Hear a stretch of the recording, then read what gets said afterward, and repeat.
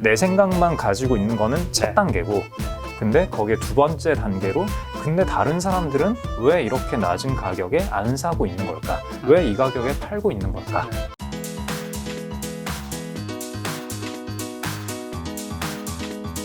오늘 지금 바로 주식 투자의 지혜 편입니다.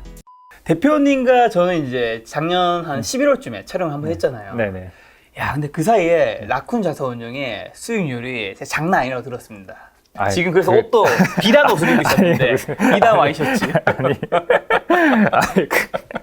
그렇게 말씀하시면 그냥 뭐 어때 수익률은 어느 정도였나요? 이게 방송에서 수익률 얘기하면 광고 규제에 걸려가지고 네. 애매모호하게 얘기해 주세요. 그러니까 뭐 살 만큼 하고 있습니다. 시장 수익률보다 높았던 거죠? 그거야 당연. 네. 제가 훨씬 높았다고 얘기를 들어서 수치를 말씀드리고 싶을 정도로 굉장히 높았다고 제가 들었거든요. 그냥 뭐 체면 수련을 하고 있습니다. 자, 대표님에 대한 가벼운 설명드리면 이제 라쿤 자산운용 대표님이시고 이제 서울대 전기공학부 졸업하셨고 전에 이제 한국투자밸류 자산운용 펀드 매니저 하셨죠. 근데 이제 이번에 출간된 주식 투자의 지혜 요 책을 저자는 아니시잖아요. 네, 저자가 아니죠. 네. 네. 근데 이 책까지 좀 인연이 좀 깊은 게 원래 절판될 책인데 대표님이 강력하게 추천해서 이 책이 다시 나오게 되었다. 네. 왜요? 일단 제가 이 책을 처음 네. 접한 게 2009년일 거예요. 네. 2009년에 업계 다른 회사 매니저분, 제가 굉장히 좋아하는 형님이라고 표현해도 되나요? 방송에서? 네. 제가 굉장히 좋아하는 어떤 매니저분이 계신데 그분이 어느 날 그냥 이런 책도 한번 읽어봐라 라고 추천을 해주셨어요. 그 가치 투자 하우스에 있으면서 너무 가치 투자 책만 읽지 말고 차트 책인데 이런 것도 한번 공부를 해봐라 라고 주셨어요. 그래서 무슨 차트 책을 저한테 막 이러면서 읽어봤는데 내용이 너무 좋은 거예요. 진짜요? 너무 좋아서 되게 많이 배웠고 업계 들어온 이후에 읽은 책 중에 아마 가장 충격적인 책이었어요. 저한테는. 네. 그래서 굉장히 좋았는데 나중에 그래서 뭐 시간이 지나서 제가 2018년부터 그 트레발이라는 데서 독서 모임을 많이 하고 있었는데 뭐 주변에서 사람들이 이제 뭐 차트에 대해서 어떻게 생각하시냐 아니면은 뭐 제가 평소에 늘 얘기하는 게 그냥 우리가 기업 분석해서 이 기업이 뭐 얼마의 가치를 가지고 있느냐 이런 자기 생각 뭐 이런 것만 분석해서 고민하는 게 중요한 게 아니라 다른 사람이 이 기업에 대해서 어떻게 생각하느냐 거기에 대해서 파악을 하는 게 굉장히 중요하다 이런 말씀을 자주 드렸는데 그러면 다른 사람의 생각은 어떻게 이해하는 거냐 뭐 이렇게 또 질문을 주시죠. 그러면 그때 저는 뭐 일일이 다 말씀드리기는 그렇고 이 책을 읽어보시면 됩니다. 자, 주식 투자의 지혜 이 책에 대표님이 추천사를 남겨주신 게 여느 차트 책과 다른 차트 책이다. 차트에 녹아있는 대중의 심리를 읽는 법을 알려준다고 남겨주셨잖아요. 근데 대표님은 가치 투자 하시는 분이잖아요. 그쵸? 그쪽이 좀 더 가깝다고 볼 수 있죠. 아닌가요? 표정이 아닌가? 이게 표정이 아닌가? 제가 다른 방송 나와서도 뭐 종종 얘기했던 건데 그 가치 투자라는 단어가 등장할 때마다 일단 저는 좀 굉장히 어색해요. 가치 투자는 도대체 무엇이며 펀드멘탈 가치 투자가 아닌 것은 무엇이며 좀 일단 그 단어가 나오는 순간부터 좀 얘기가 꼬여요 되게. 저는 그냥 돈 버는 투자, 좋은 투자를 하고 싶은 거고 차트든 펀드멘탈이든 상관없다. 네. 아니 심지어 그 전 직장의 제 상사님이셨던 한국투자밸류 자산운용 이채원 대표님 아닌가요? 이채원 대표님께서 그 당시 부사장님이셨는데 제가 어떤 날 제가 어렸을 때 조선업을 담당을 하고 있을 때 그때 조선주를 막 열심히 2010년경 그때 조선주가 금융위기 이후에 조선주가 또 한 번 이제 반등을 세게 했던 때가 있었어요. 그랬다가 약간 애매하던 시점이 있었는데 그때 조선주를 제가 담당이었으니까 열심히 분석을 해가지고 지금 사도 될 것 같습니다. 이렇게 분석해서 이제 발표를 했어요. 그랬더니 저희 회의실에 이제 노트북을 딱 보고 계시다가 진짜야. 차트가 이런데? 이러면서 노트북을 쫙 돌려서 차트를 보여주시는 거예요. 그 차트가 이천 대표님. 이렇게 돼 있었어요. 네네. 쫙 올랐다가 이렇게. 그래서 진짜 차트가 이런데? 이걸 사겠다고? 이러시는 거예요. 그래서 저 너무 충격을 받아가지고. 가치 투자의 1세대. 네, 이채원 대표님 사랑합니다. 네. 이 정도면 뭐 나가도 괜찮겠죠. 인간적인 것 같기도 하고. 근데 그때 저는 그게 무슨 말인지를 몰랐거든요. 네네네. 일단은 차트가 이런데라고 하는데 그게 이제 공부를 하고 나서 봤더니 그 헤드앤숄더 패턴에 그러니까 네 일단 빠르게 반등을 했다가 약간 하락을 했다가 재차 반등을 했는데 네. 전고점 이하의 네. 예, 전고점을 넘기지 못하고 다시 이제 하락하면서 이제 저점을 약간씩 낮춰가는 네네. 그런 패턴이었던 거예요. 주봉 차트로 봤을 네. 때. 뭐 아무튼 그 이후로 어떻게 됐는데요? 빠졌죠. 예, 계속 망했죠. 빠졌네. 예. 이천 대표님 판단에 맞았네요. 그렇죠. 역시. 이지원 대표님은 사실 세간에 알려진 것보다 훨씬 더 훌륭하신 분이에요. 이렇게 이제 포장을 처리하고 일단. 진심. 알았어요. 네. 가치 투자니 뭐니는 별로 중요한 게 아니고 어쨌거나 우리는 돈을 버는 게 중요하고 그렇죠. 우리가 상장 시장에서 돈을 번다라는 거는 결국은 누군가가 나보다 더 비싼 가격에 사주는 거잖아요. 그렇죠. 물론 이제 아주 장기적으로 가고 뭐 여러 가지 다른 방식의 투자법이 있겠지만 기본적으로 다른 사람이 어떻게 생각하느냐가 굉장히 중요한 거고 그러니까 이 책에서도 언급이 돼 있지만 그 차티스트들 그러니까 차트에서 이야기하는 여러 가지 지표들 뭐 매수 시그널, 매도 시그널 뭐 이런 것들이 있는데 뭐 그런 세부적인 지표가 중요한 게 아니라 어쨌거나 중요한 거는 다른 사람들이 내 아이디어에 동의를 해주느냐. 그러니까 내가 다른 사람이 아니라고 생각하는데 나는 맞다고 생각하고 샀다. 근데 다른 사람이 내가 옳다고 인정을 해주는 그 과정이 이제 주가가 올라가는 과정인 거잖아요. 그런 게 되려면 기본적으로 남들이 무슨 생각을 하는지 내 생각만 가지고 있는 거는 첫 단계고 내가 어떤 회사를 봤을 때 이 회사는 앞으로 이렇게 될 것 같네 이 정도의 가격이면은 나는 좀 납득할 수 있을 것 같다 이런 거 이제 첫 번째 단계. 근데 거기에 두 번째 단계로 근데 다른 사람들은 왜 이렇게 낮은 가격에 안 사고 있는 걸까? 왜 이 가격에 팔고 있는 걸까?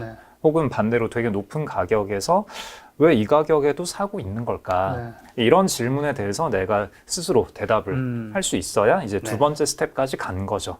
네, 그런 여러 가지 과정들이 있어야 되는 거고 그래서 다른 사람의 생각을 어떻게 파악하느냐 거기에서 그 차트에 녹아있는 여러 가지 움직임들 이런 게 좀 가끔 좋은 힌트가 될 수 있는 거죠.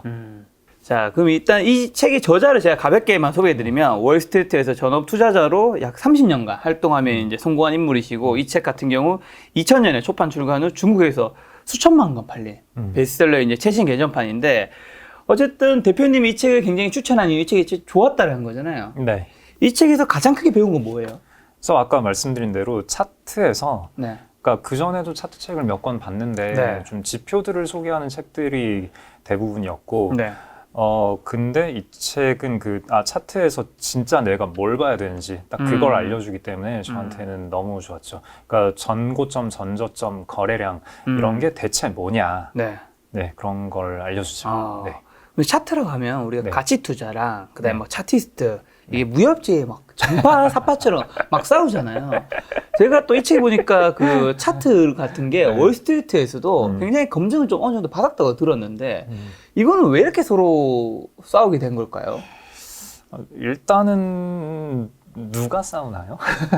뭐 사실 정파에서 약간 사파를 좀 안 좋게 생각하는 경향이 있긴 하잖아요. 그러니까 어쨌거나 뭐 제가 전체를 다 본 것도 아니고 뭐 그냥 제가 본 한도에서 겪은 것만 말씀을 드리는 건데 옛날에는 차트를 보시는 분들이 많았던 것 같고 그 개인 투자자분들 특히 그리고 업계에서도 뭐 애널리스트 분들 중에도 테크니컬 애널리스트라고 하셔서 기술적 분석 보고서를 아예 정식으로 쓰시는 분도 그 증권사 리서치 센터에 계셨고 지금도 일부 계시고 한데 차트를 보시는 분들은 어차피 재무제표 따위 봐봤자 일단은 뭐 적정 가치가 얼마인지 우리가 계산을 해낼 수도 없고 그리고 다 지나간 재무제표는 다 공시된 지 뭐 한두 달씩은 지난 거잖아요. 다 옛날 얘기인데 그렇죠. 그런 걸 본다고 해서 우리가 미래를 알 수가 없다. 그리고 어차피 중요한 거는 사람들의 움직임인데 그 사람들의 사고 파는 결과, 그 수급이라는 거는 차트에 다 녹아 있다. 그러니까 차트만 잘 볼 줄 알면은 펀더멘탈은 전혀 보지 않아도 된다. 뭐 이렇게 차트를 보시는 분들은 주장을 했던 것 같고요. 그리고 펀더멘탈을 보시는 분들은 차트 같은 거는 아무것도 이야기를 해주지 않는다. 어쨌거나 주식이라는 거는 그 기업이라는 실체가 있는 거고, 그럼 기업이 돈을 많이 벌면 그러면 기업의 그렇죠. 가치가 올라가고 그러면은 가격은 따라서 올라가게 마련인데, 그 차트의 미묘한 움직임을 봐봤자 어차피 돈을 못 번다. 네. 그리고 아니 주식이라는 건 기업을 표상하는 건데 기업을 보지 않은 채로 주식을 한다? 이게 말이 되냐? 말이 안 직관적으로 되죠. 말이 되냐? 그러니까 말이 안 되지. 포커를 칠 때 내 패도 안 보고 다른 사람의 패도 안 보고 눈빛만 보고 포커를 치겠다. 비유 좋다. 약간, 비유 좋다. 좋았어요? 비유 좋다. 네. 아 오늘 비유 좋네. 오늘 분 다 한 것 같습니다. 역시 우리 동갑내기. 예. 그러니까 약간 그런 거 아닐까 생각하는 거죠. 펀더멘탈을 보시는 분들은. 네. 그러니까 서로 간에 일단은 상대방을 비하하고 상대방의 방식으로는 돈을 못 번다라고 생각을 하고 이제 자기 주장을 하시니까 네. 그래서 서로 간에 좀 불신의 폭이 굉장히 큰 거 아닐까라고 추측합니다. 알겠습니다. 네. 오늘 이제 차트랑 그다음에 이제 펀드멘탈 가치 투자 쪽 관련된 이야기 같이 들어가 있잖아요. 네네. 그 이야기 이제 본격적으로 할 건데 네. 사실 이 책이 그리 쉬운 책은 아니더라고요. 그렇죠? 그래서 제가 이제 이 책의 문장을 제가 말씀드리고 거기서 대표님이 그 문장의 진짜 의미를 해석하는 방식을 좀 진행할까 하는데요. 죄송한데 그럼 일단은 우리가 그 얘기를 먼저 하고 네. 시작하면 좋을 것 같아요. 근데 이 책의 굉장히 특별한 포인트는 그 아까 말씀드렸다시피 네. 그 차트를 해석하는 방법을 네. 알려준다라는 거죠. 근데 초심자 입문자 분들이 보기에는 이게 무슨 특별한 내용인가라는 그러니까요. 생각이 차트는 딴 데도 많잖아요. 네, 뭐 차트 분석하는 책도 많고 하니까 그래 뭐 펀더멘탈 얘기 한번 하고 차트 얘기 한번 하는구나 뭐 이러고 넘어갈 수 있는 얘기죠. 네. 그래서 초심자분들이 보기에는 그다지 특별한 내용이 아닐 수가 있는데 근데 여기서 하는 차트 내용은 이제 그 펀더멘탈 분석, 그 펀더멘탈 따로 차트 따로가 아니라 펀더멘탈한 내용을 어떻게 차트에 녹여내고 어떻게 차트로부터 이거를 읽어낼 수 있냐, 서로 간에 어떻게 대화를 하느냐, 이야. 거기에 대한 내용이 들어가 있거든요. 제가 그걸 이해 못하겠어요. 제가 실력이 없으니까. 아니 그러니까 이게 실력이 있으시기 때문에 이 책이 쉽지 않은 책이다라는 거를 느낌이 오신 거죠. 네. 저 노란 책 진짜 많이 쳤는데 무슨 책 봤는지 모르겠어요. 그래서 오늘 대표님 모시고 제가 이제 질문 본격적으로 드려보도록 하겠습니다. 자, 펀드멘탈만 보고 주식을 사는 것은 직원을 채용할 때 그 사람에 대한 다른 사람들의 평판을 확인하지 않는 것과 같다. 물론 좋은 사람을 채용하게 될 수도 있지만 가능성은 낮다. 차트만 보고 주식을 사는 것은 다른 사람의 평판만 듣고 직원을 채용하는 것과 같다. 이 이야기 되게 저는 좀 많이 와닿기도 하던데 그거 좀 어떤 의미인가요? 네, 그러니까 그 아까 저희가 그 포커 칠 때 눈빛만 보고 배팅을 하는 그런 비유를 드렸잖아요. 그거랑 약간 비슷한 얘기인 것 같아요. 그러니까 우리가 거래를 할 때 결국 가격이라는 거는 수많은 투자자들이 모여서 그 매수자와 매도자가 딱 만난 그 지점이 그렇죠. 가격인 거잖아요. 그렇죠. 그래서 여러 사람들이 여러 생각을 가지고 의사결정을 하는데 거기에 이제 접점이 생겼을 때 나는 팔고 싶은데 나는 사고 싶은데 그 접점이 생겼을 때 가격이라는 게 형성이 되는 거고요. 근데 이 주식이라는 건 아까 말씀드렸다시피 그 기업이라는 실체가 있는 거고요. 기업의 자기자본에 대한 소유권인 거잖아요. 주식이라는 거는 그 자기자본에 대한 소유권, 그 권리에 그 가격표가 붙어서 왔다 갔다 거래가 되는 거고 주식 매매라는 건 그런 건데 그러면은 나는 펀더멘탈만 보겠다. 그러면은 진짜 남들이 무슨 생각하는지를 나는 전혀 신경 안 쓰겠다라는 거잖아요. 그러니까 내가 생각하기에 이 기업, 이 주식의 적정 가격은 뭐 10,000원이면 될 것 같아. 10,000원이 적정한 것 같아. 근데 5,000원이네? 싸네? 2배 벌 수 있겠네? 산다. 이게 펀더멘탈만 봤을 때의 의사결정인 거죠. 네. 근데 그러면은 이제 아까도 말씀드렸다시피 그러니까 내가 세상에서 제일 똑똑한 사람이 아니잖아요. 그렇죠, 아니죠. 네, 물론 딱 한 명은 제일 똑똑한 사람이겠죠. 있겠죠. 네, 있겠지만 일단 나는 아닌 거니까. 네. 그러면 남들도 대충 비슷한 걸 받고 대충 비슷하게 생각을 했을 건데, 근데 왜 나는 10,000원이라고 생각하는데 네. 아주 많은 사람들은 5,000원이라고 생각하니까 지금 5,000원에 있는 거잖아요. 그쵸. 그러면 왜 5,000원인 거지? 내가 뭔가를 잘못 보고 있나? 일단 이 생각을 한번 해봐야 될 거잖아요. 된다. 네. 그리고 또 하나 중요한 거는, 자, 남들이 틀렸다 치고 네. 남들이 뭔가를 잘 못 봤다. 나는 이런 점을 좋게 보고 있는데 남들은 이런 거를 아직은 잘 못 보고 있구나. 혹은 네. 좋은 건데 안 좋은 걸로 잘못 생각하고 있구나. 뭐 이런 게 내가 파악을 했다. 라고 한다면 그러면 뭐 내가 옳다라고 볼 수 있는 건가요? 그러니까 그게 맞다 하더라도, 그러니까 진짜 좋은 게 맞다 하더라도 결국은 내가 돈을 벌려면 다른 사람이 이 5,000원에 팔았던 사람이 다시 이게 그렇게 5,000원은 되게 싼 거였네. 이 회사 되게 좋은 회사였구나. 이러면서 사고 해서 10,000원까지 사줘야, 그렇죠. 그래야 내 생각이 맞았던 게 되는 거잖아요. 그러니까 결국 나 혼자 너무 똑똑하고 회사에 어떤 숨겨진 보석 같은 그런 거를 내가 알고 있어요. 알고 있어서 내가 이 주식을 샀다 하더라도 결국은 남들이 그 소중한 가치를 알아줘야 네. 그래야 가격이 오르는 거잖아요. 네. 근데 뭐 내가 그냥 나는 배당만 받아도 돼. 혹은 내가 회사를 그냥 전부 매수해서 내가 회사를 아예 청산을 시켜버릴 거야. 라고 한다면 다른 얘기지만 그렇게 할 수 있는 사람은 그렇게 많지 않잖아요. 네네. 그러니까 난 어쨌거나 시장에서 거래를 통해서 돈을 벌겠다라고 한다면은 그러면은 남들이 지금 왜 못 보고 있는지, 그리고 내가 제대로 본 게 맞다면 남들은 언제 제대로 봐주게 될 건지 여기까지 얘기를 해줘야 된다라는 거죠. 그러니까 직원을 채용할 때도 내가 보기에 내가 사람 뽑는 기준 네. 있고 이 사람 마음에 든다. 뭐라고 해서 직원을 채용하면 당연히 좋은 사람을 채용할 확률이 뭐 낮진 않겠죠. 좋은 사람일 건데 근데 레퍼런스 체크 한번 해볼 수는 있잖아요. 만약에 해봤는데 이 사람 첫인상은 되게 좋아. 네. 첫인상은 되게 좋은데 같이 일을 해봤더니 사람이 되게 이상해. 라고 누군가 한마디 해줄 수 있었는데 내가 한번 체크해봤으면 그걸 알 수도 있었을 건데, 그러니까 남들이 이 사람에 대해서 뭐라고 판단하는지 그거를 나는 안 듣겠다라는 거잖아요. 근데 직원 채용은 이게 또 비유의 한계인데 그래도 이 사람이 와서 일을 잘 할 수는 있지만, 근데 주식이라는 거는 어쨌거나 결국은 굳이 비유를 하자면 그런 거죠. 남들이 다들 그러니까 이 사람에 대해서 안 좋은 레퍼런스를 줬던 사람들이 나중에 내가 잘못 생각했네. 그 친구 일을 잘하는 친구 맞네. 라고 인정을 해줘야만 내가 채용을 잘 한 게 되는. 오히려 비유가 너무 더 꼬이나요? 뭔가 어지러지고 있긴 한데. 아무튼 다른 사람의 생각을 참고하는 게 생각보다 대단히 중요하다라는 얘기죠. 그렇죠. 직원 사실 뽑을 때도 수시로 뽑을 때 레퍼런스 체크는 필수잖아요. 그렇죠. 당연한 얘기죠. 당연한 얘기죠. 그런 의미에서. 네, 그렇죠. 그래서 거꾸로 생각하면은 오히려 더 쉽게 와닿는 것 같아요. 레퍼런스 체크 나는 절대 안 해. 라고 하는 게 나는 펀더멘탈만 보겠어. 라는 거랑 되게 비슷한 투자법이라는 거죠. 그런 부분에서 펀더멘탈과 차트 둘 다 보는 건 굉장히 중요하다라는 거고요. 두 번째 질문이 이제 어떤 분야에 투자하든 결정에 앞서 가장 먼저 고려해야 할 문제가 있다. 나는 과연 리스크를 감당할 수 있을까? 이게 투자 결정에 앞서 고려해야 하는 건가요? 그렇죠.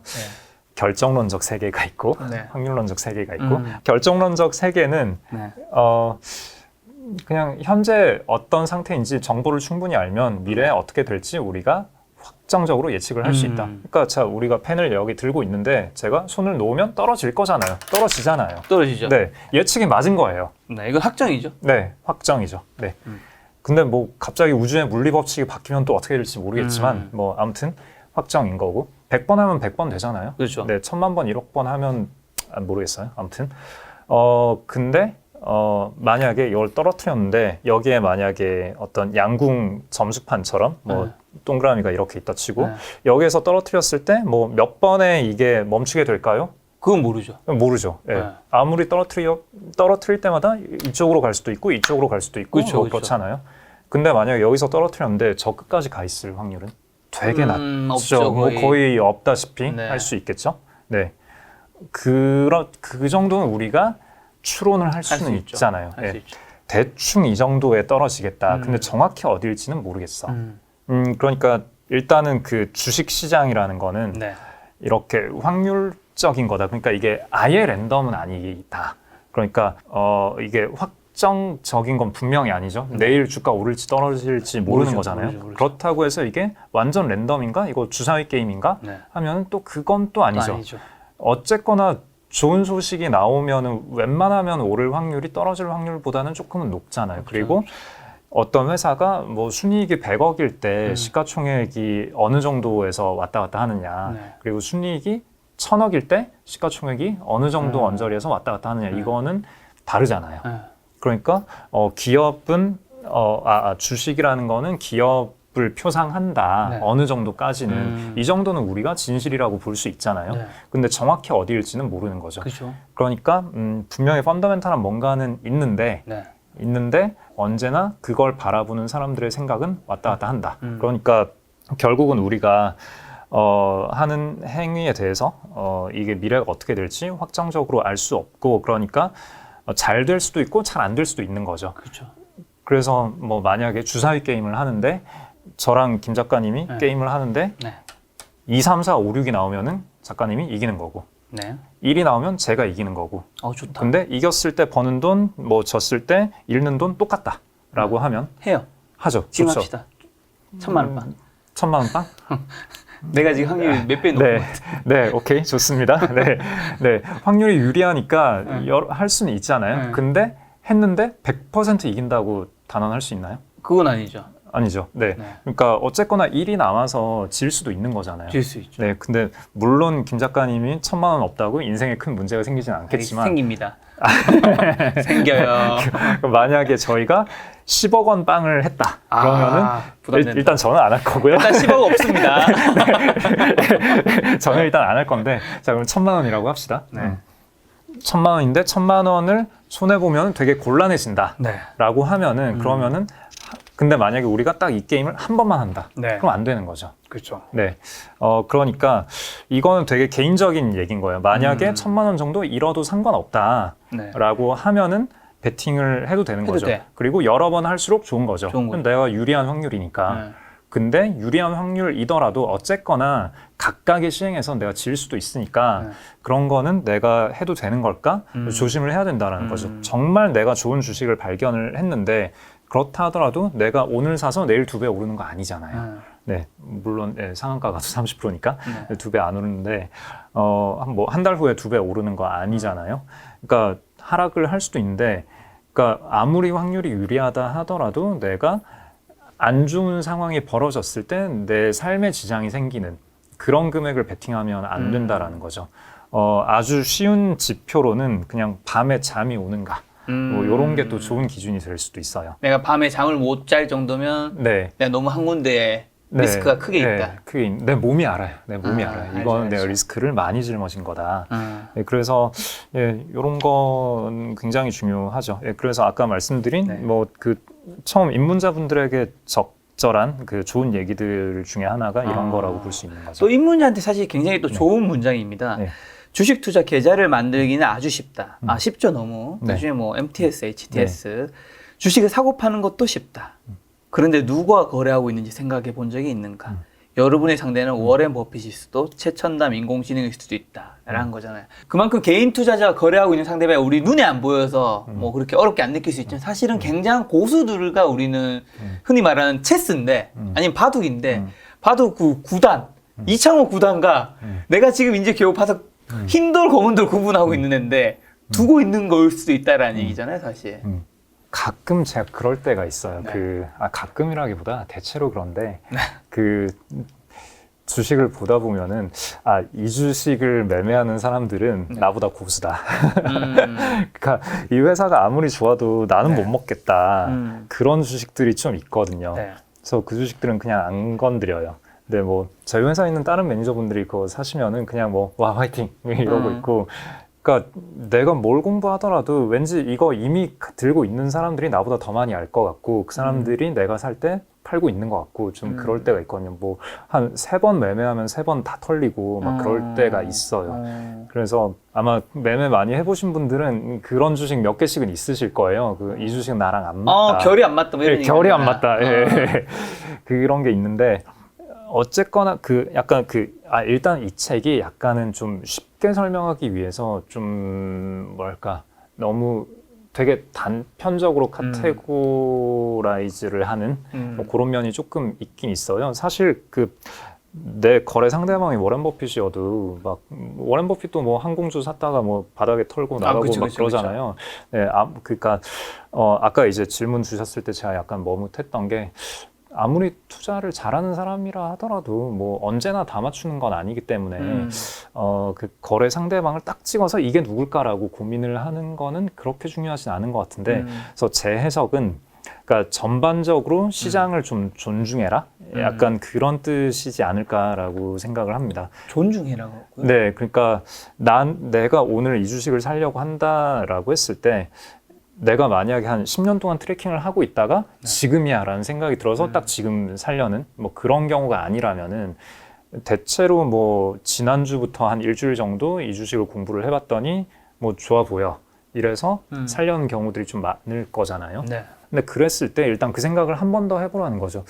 나보다 더 오랫동안 이 주식을 보고 있던 사람들, 나보다 이 주식에 대해서 더 많이 알고 있는 사람들, 그리고 현재 이 주식을 들고 있는 사람들, 이 사람들은 지금 무슨 생각을 하고 있을까?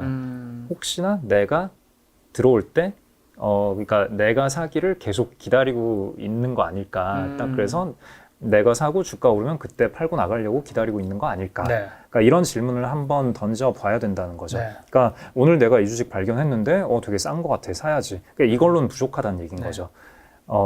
그런 얘기가 있어요. 도박판에서 호구가 누군지 모르겠으면은 내가 호구라고. 아시죠? 들어보셨죠? 그렇죠, 그렇죠.